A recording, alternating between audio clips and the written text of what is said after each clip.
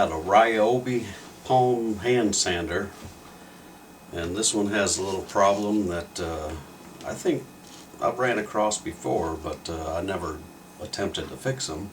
But I'm going to try to see what's going on with this one. I don't know if you've had this problem, but this one here, after use, it tends to get a very sensitive switch where if you just set it down, it'll kick on all by itself, because there's really no detent or anything that I can feel with the switch. So it just kind of jumps right over and goes on. I don't know how well I can show you this on here. Let me plug it in. It's going to be kind of loud, but I'll just tap this, and you didn't even see the switch move, and it already turned on. So that's what I mean. It's just really sensitive. I'm not even pushing it in yet. This is all the way in.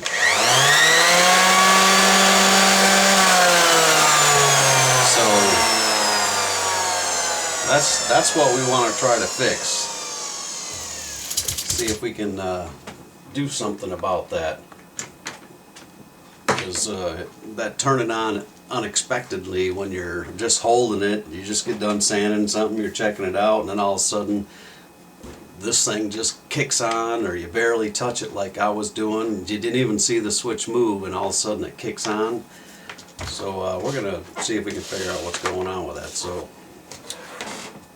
I'm going to jump ahead here and take out some screws here. Let's see, we got, I don't know if I got to take out all these. I don't believe I've ever took one of these apart, but we got 1, 2, 3 screws here, and we got 3 on top. But we'll just start going at it and see where it leads us. I don't know if we have to take this off, but I do have a Torx bit just in case. It's a Torx T25. But all right, let's take this apart.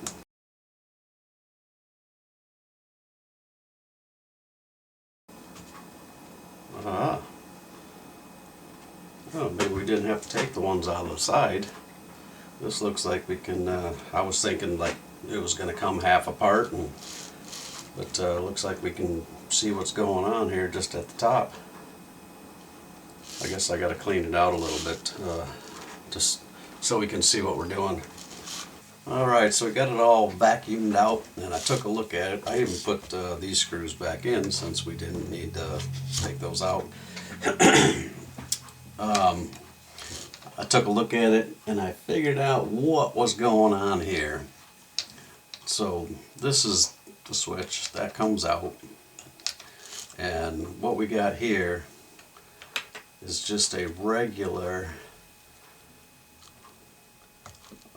switch, just a regular on-off switch that you can see, that you can get anywhere.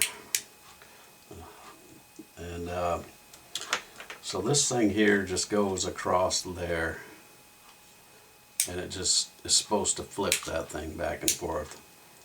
Now this thing sits right on the edge, right there, because I can feel the groove that it put in this part right here. And I'll put a picture up there, and you'll be able to see, you won't be able to see me pointing at it, but you can see it in the picture that it wore down the plastic right here, and it wore it down about 10 thousandths, and that was enough to not flip this switch. You can even see that it wore the switch down here a little bit. This little white area right here on the switch, you can even see that it started to wear that down just a little bit. So that rubbing on there is wearing both parts down, and they didn't line that up perfect, so it sits offset like that. They could have probably tried to put it like that so it's even, but they actually have it offset a little bit. So with this in place like this, Get our wire down in there. This goes in here. When this slides back and forth, this is the full distance that it moves. So you can see this is the on position right there. And when you want it to go to the off position, let me zoom this down just a little bit. When you want it to go in the off position, it should flip this switch all the way in.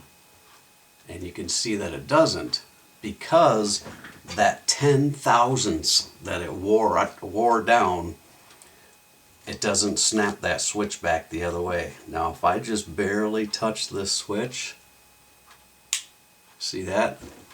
It pushes it down. So the plastic, if it wasn't wore down off this piece here, then it would switch that switch like that when it's in the off position.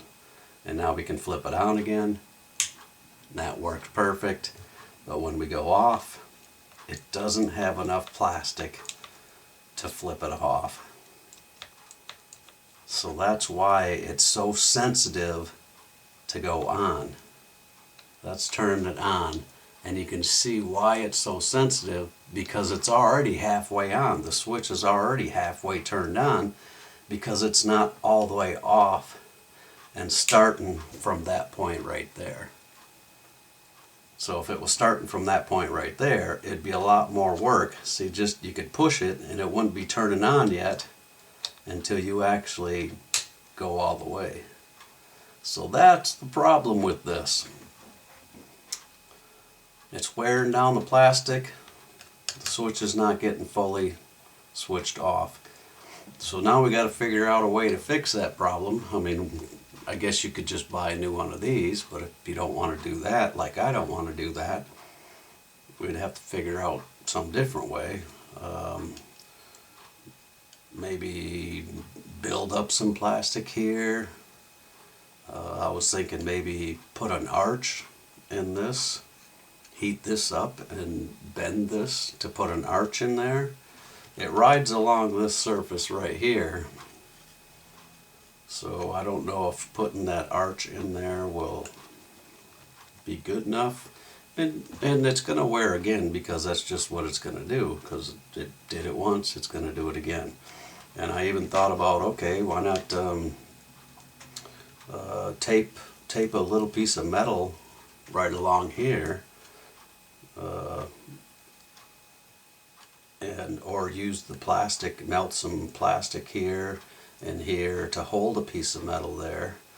This way it moves this piece out towards the switch, that 10 thousandths, just enough to flip that switch, just enough for us to be able to turn it on and off. And you can see the gap in there that we need.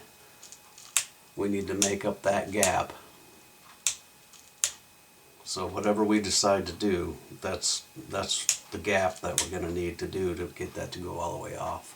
Alright, I think I got something figured out here the way that I want to do it. Let me bring in what I decided to do. It took me 3 pieces, little squares like that, and what I used was this right here. Sure tape, holds strong. It's duct tape, the aluminum duct tape. It's nice and sturdy and strong, and I think it'll last. So what I did was I cut out 3 pieces, because 3 pieces piled on top of each other equal our 10 thousandths, and I took a caliper and measured it. That's how I know it was about 10 thousandths that was wore down on this piece here. So what I did was took my 3 pieces, I cleaned this area up with alcohol, isopropyl alcohol.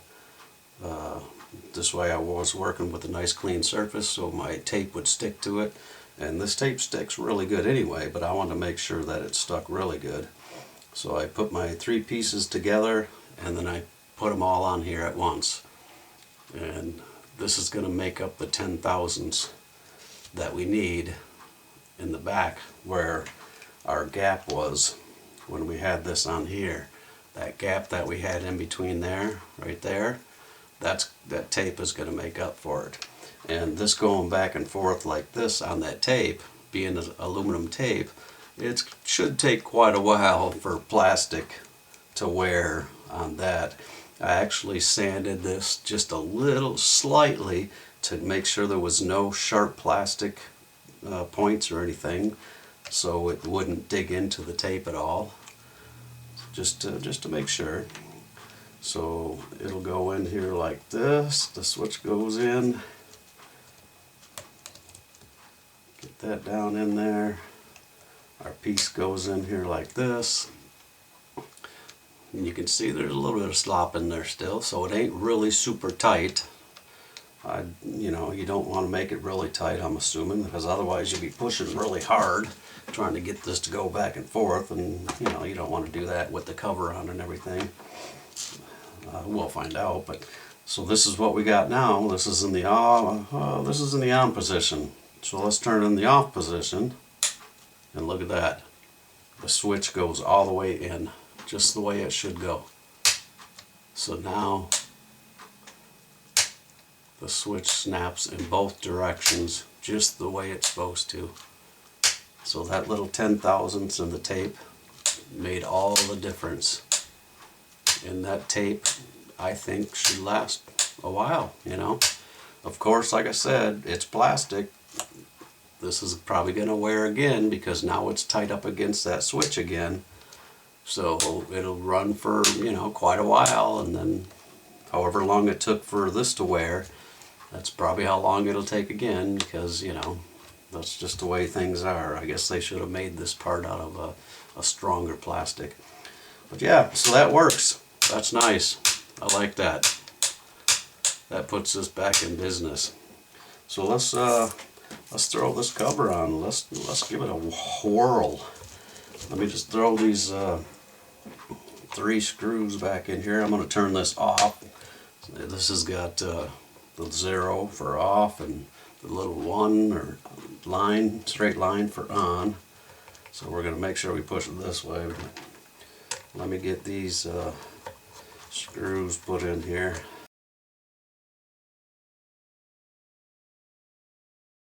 Alright, it's plugged in. Now let's tap it like we was doing before. Yeah, see? Now it's nothing. Now we actually got to give it some pressure to get that thing turned on. It's going to be a little noisy here. So here we go.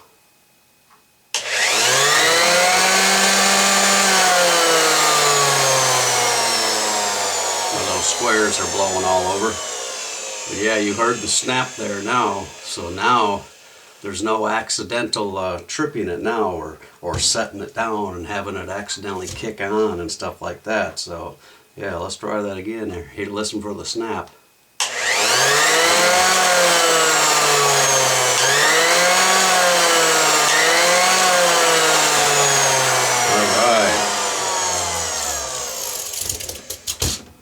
All right, beautiful, beautiful, beautiful.